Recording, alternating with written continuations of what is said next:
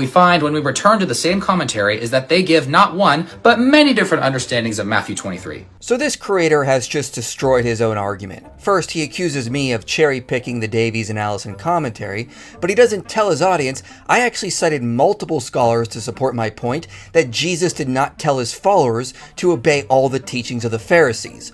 I also pointed to verses where Jesus condemned the teachings of the Pharisees.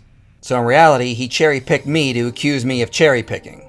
He also doesn't realize many of the interpretations listed here are not mutually exclusive. Just read 2 and 7. They're consistent with the one I cited. And also, if he would have read a little further, he would see that Davies and Allison confirmed the basic point I was arguing. But given Jesus' own disagreements with the scribes and Pharisees and the distinctiveness of Christianity from the beginning, it is unlikely that any group of early Christians ever acknowledged without further ado the authority of non-Christian teachers. Since Davies and Allison articulated this point better in another quote, I cited that one, and because I'm not going to plagiarize them, I had to point out it was a quote from them. But more importantly, he just destroyed his own argument, because if you remember, he was the one claiming that Matthew 23:3 has to mean that Jesus was saying, follow all the teachings of the Pharisees. But now he has just broadcasted to his audience that there are multiple interpretations of this verse, and his view isn't even a majority opinion. Nor does it make sense with other verses from Matthew's Gospel.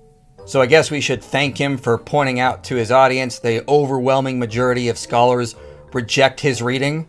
Which includes, Matthew wanted to acknowledge the Pharisaic halakha, which includes the Jewish oral law. Even if that fringe view from that one scholar was correct, it still would not mean Jesus was confirming all the oral laws of the Mishnah.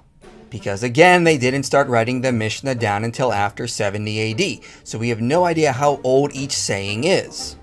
And regardless, Jesus clearly qualified this saying by noting it was when they were sitting in Moses' seat, not when they were teaching from their own traditions.